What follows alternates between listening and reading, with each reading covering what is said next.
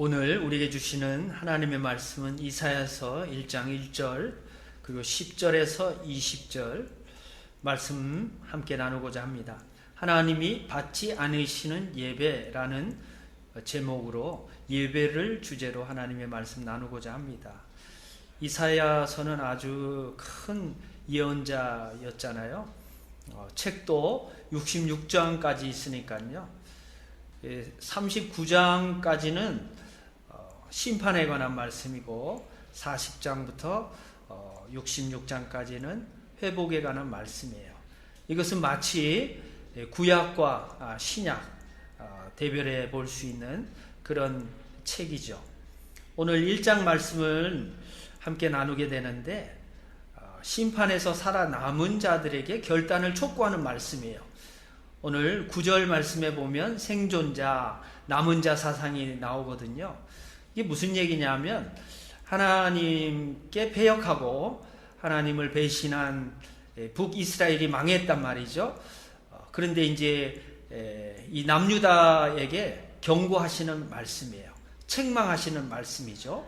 왜냐하면 여전히 심판을 자초할 패역을 반복하고 있기 때문에 예배를 드리고 있지만 하나님이 받으실 만한 예배가 아니다. 적극적으로 하나님께서 거절하시고 역겨워하시는 예배라는 계시의 말씀을 우리에게 전해주고 있습니다. 기원전 8세기니까 지금부터 대략 2800년 거의 3000년 가까이 전에 하신 말씀이지만 오늘날 비교하면서 적용해도 될 만큼 예언자의 목소리는 아주 크고 강하다고 볼 수 있습니다. 오늘 말씀의 주제를 한마디로 질문을 한다면 우리가 드리는 예배가 하나님께서 받으실 만한 예배인가? 라는 질문이에요. 예배가 습관이 되고 예배가 형식이 되고 예배가 인간의 자랑이 된다면 그것은 진정한 신앙생활, 하나님이 받으실 만한 예배라는 측면에서 빨간불이 켜진 상태라고 볼 수 있습니다. 오늘 우리가 드린 예배가 하나님께서 힘들어 하시고 역겨워하시는 예배라면 또 우리도 하나님의 말씀 앞에 책망을 받아야 되는 상황이기도 합니다. 먼저 예배가 무엇인지를 우리는 알아야 합니다. 예배를 통하여 하나님을 만나고요. 하나님께서 죄인인 인간들을 용서하시는 그 경험을 하고 또 힘 빠진 우리들에게 삶의 동력을 제공하시는 하나님의 능력을 체험한다면 문제가 없는 예배겠죠. 그렇지만 화려하지만 공허한 예배, 인간의 자랑만 남고 하나님의 영광은 사라진 예배라면 헛된 예배입니다. 우리 예배는 하나님을 만날 수 있도록 준비하고 있는지 점검을 해봐야 합니다. 사람의 이름과 노력만 돋보이는 예배라면 하나님께 영광 돌리는 예배가 아니기 때문에 그런 예배로 준비되고 있는지를 기도하면서 준비해야 하고 분별해야 합니다. 오직 하나님만 주인공이 되시고 하나님의 임재를 체험하도록 겸손하게 기도로 예배를 준비해야 한다는 사실이에요. 억지로 드리는 예배는 기쁨과 기도가 사라지기 때문에 공허하지 않겠습니까?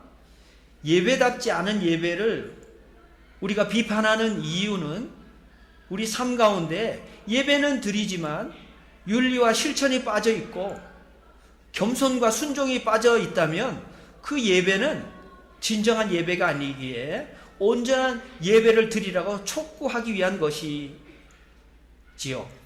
진정한 예배는 성령과 진리를 추구하는 예배라고 요한복음 4장 24절에 말씀합니다.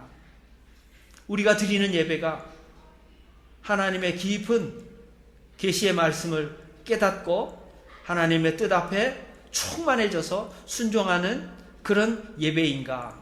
이런 질문을 할 수밖에 없습니다. 요한복음 4장의 배경은 사마리아 여인이 등장하잖아요.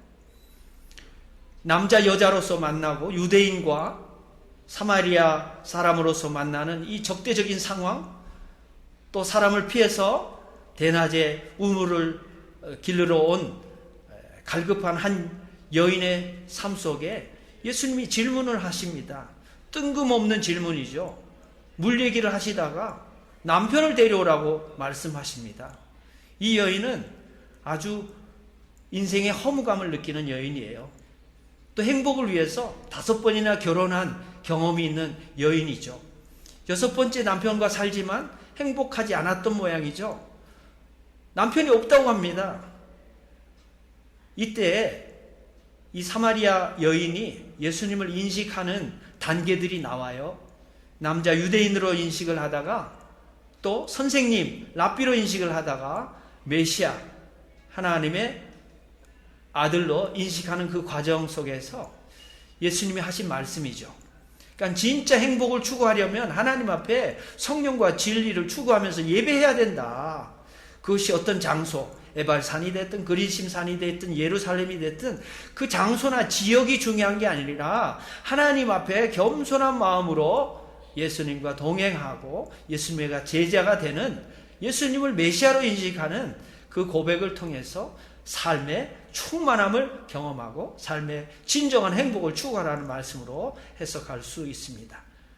이 여인은 인생의 물을 계속 길르지만 또 해결할 수 없는 인생의 공허한 가운데 예수님을 만나서 이제 예배자가 되는 거고요. 전도자가 되는 거고요. 예수님 참 제자가 되는 경험을 한 것이죠. 오늘 두 번째 교훈은 예배와 일상의 격차를 줄여야 한다는 것입니다. 예배는 드리는데 변화가 없다. 그 진짜 예배를 드린 것인가에 대한 질문이죠. 문제 제기를 하는 것입니다. 결단과 변화 없는 외형과 형식에만 치우친 예배는 주님이 받지 않으신다는 말씀이에요. 예배를 통해서 하나님을 만나고 죄를 씻고 삶의 결단을 통해서 우리의 삶의 모든 것 주님 앞에 겸손하게 드릴 수 있다면 진짜 예배를 잘 드리는 것이겠죠. 그렇지만 오늘 말씀에 이 지적받는 사람들의 행태는 어떠합니까? 예배는 드려요. 그렇지만 손에 피가 가득하다고 하나님께서 안타까워 하시잖아요. 그런 예배 받지 않으신다는 말씀이에요. 위선과 폭력, 불의와 죄악을 자행하면서도 예배를 드린다는 것은 그 예배는 하나님이 싫어하시는 예배라는 거예요. 자기 만족과 자기 욕망을 채우려고 다른 사람에게 피해를 주면서도 드리는 그 기도를 하나님이 받으시겠느냐? 이런 말씀이죠.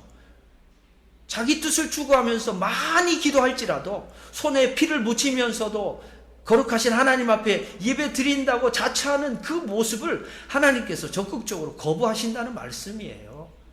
예수님께서도 말씀하셨잖아요. 예배 드리기 전에 형제에게 행한 잘못을 먼저 회개하고 난 후에 예배를 드리라고 마태복음 5장 23절 24절에 말씀하셨거든요. 그러니까 우리가 드리는 예배가 아벨의 예배인지 가인의 예배인지 점검할 필요가 있습니다.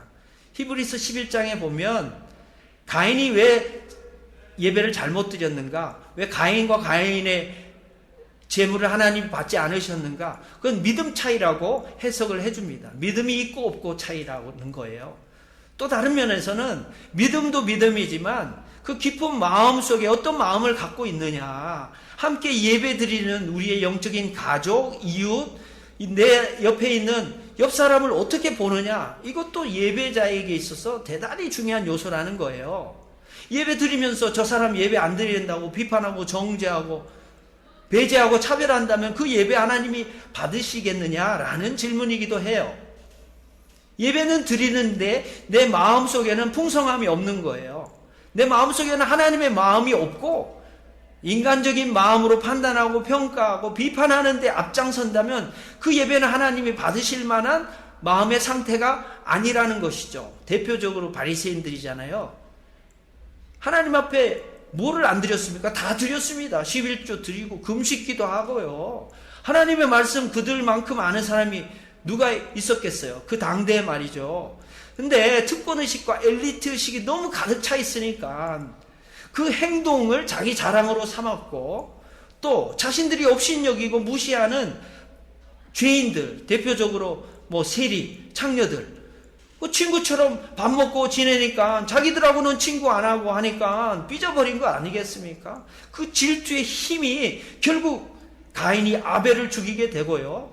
또 바리새인들이 앞장서서 그 예수님과 적대적인 감정을 가지고 십자가까지 나아가는 그런 계기가 되는 것 아니겠습니까? 우리 예배가 진짜 예배인지 거짓 예배인지, 아벨의 예배인지 가인의 예배인지, 하나님이 받으실 만한 예배인지 하나님이 거절하시는 예배인지 돌아보아야 합니다. 세 번째로, 예배는 겸손하게 순종하는 태도 자체입니다. 예배는 하나님 앞에서 사는 자세와 관련이 있습니다. 인간 행복을 위해서 하나님은 말씀을 주셨고요, 그 말씀을 순종하고 따라가는 것이 인간에게도 유익하고 또 그 순종의 열매로 살아가기를 원하시는 하나님의 마음이 그 계명에 포함되어 있죠. 정의로우신 하나님께서 정의롭게 살라고 정의로운 세상을 꿈꾸는 하나님의 마음을 담아서 우리에게 하나님의 명령에 순종할 것을 요청하고 계십니다. 이 명령, 이 말씀은 조건적인 거예요.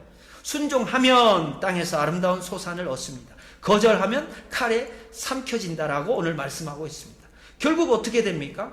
남유다는 땅을 잃고 포로가 된다는 예언의 말씀이에요. 열매를 결국 전혀 얻지 못한 결과죠. 왜요? 이 경고음이 켜졌을 때, 빨간불이 켜졌을 때 멈춰야 되잖아요. 스탑하고 뭐가 잘못됐는지 정반대 방향으로 돌이킬 수 있는 기회를 하나님이 주셨다 생각하고 들어야 되잖아요. 근데 그 겸손이 없었다는 거죠. 하나님의 말씀은 단지 구원을 위한 명령만이 아니고요, 우리가 건강하고 행복하게 살 수 있는 길을 우리에게 제시해 하셨기 때문에 우리는 반드시 말씀을 지켜야 하는 것이 그 도리죠. 인간이 교만을 버리고 겸손하게 주님을 닮아가야 한다라고 야고보서 4장 10절에 강조하고 있습니다.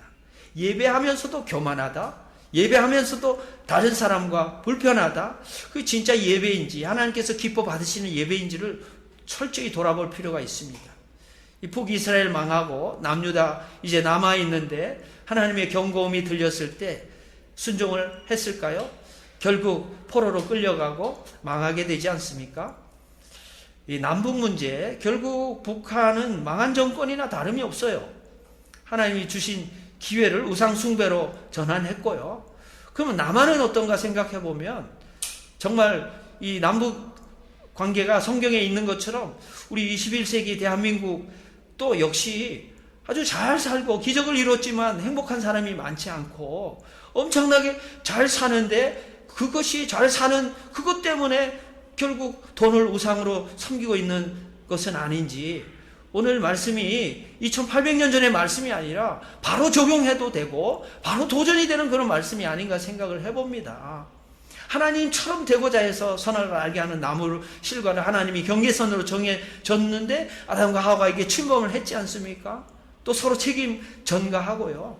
우리에게도 이런 것들이 있잖아요. 자만하고 교만하고 자존심 내세우고 내가 으뜸 안 되면 불편하고 특권의식을 가지고 엘리트의식을 가지고 교회에서 내가 뭔가를 해야 된다고 나서는 그 인간의 자랑, 그것이 예배가 된다면 그 예배는 하나님 받으실 만한 예배가 아니라고 말씀합니다. 우리 삶의 처소에서 예배 때 축도가 딱 끝나자마자 진짜 예배가 시작되는 것처럼 우리 삶의 일상 가운데 가정과 직장과 학교, 그 어떤 지역이 됐든 상황이 됐든 처소가 됐든 그곳에서 일상 가운데 예배가 회복되기를 하나님은 원하고 계신 것 아니겠습니까? 하나님이 제시하는 처방과 해결책은 무엇입니까? 하나님이 기뻐 받으시는 예배가 우리의 삶의 일상의 윤리적인 실천과 하나님 앞에 순종하는 태도와 연관지어야 한다는 말씀이고요. 이게 연결될 수밖에 없다는 말씀이고요. 우리 현실은 그것이 격차가 있기 때문에 하나님이 이사야를 통해서 다시 한번 경고의 말씀을 하시고 책망하시는 것 아니겠습니까? 예배와 생활이 함께 하나님을 향하는 것, 모이는 공적 예배와 함께 그 책임을 다했다면 일상 가운데서도 하나님 백성으로서 우리의 삶 전체를 드릴 수 있는 예배를 통해서 온전한 예배로 완성되어야 한다고 오늘 말씀은 우리에게 요청하고 있습니다. 오라 우리가 서로 변론하자. 하나님께서는 변론의 자리로 우리를 초대하고 계십니다. 그 선택은 바로 우리에게 달려있다는 사실 명심할 수 있기를 주의 이름으로 축원드립니다.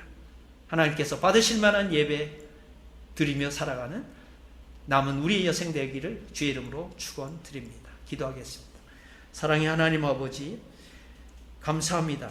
하나님께서 받지 않으시는, 받으실 수 없는 예배가 무엇인지를 다시 한번 깨닫게 하시는 주의 음성 듣게 하시니 감사합니다. 하나님께서 받으실 만한, 하나님께서 기뻐하시는 예배를 드릴 수 있도록 인도하시고 동행하시고 축복하여 주옵소서. 예수 그리스도 이름으로 기도 올리옵나이다. 아멘.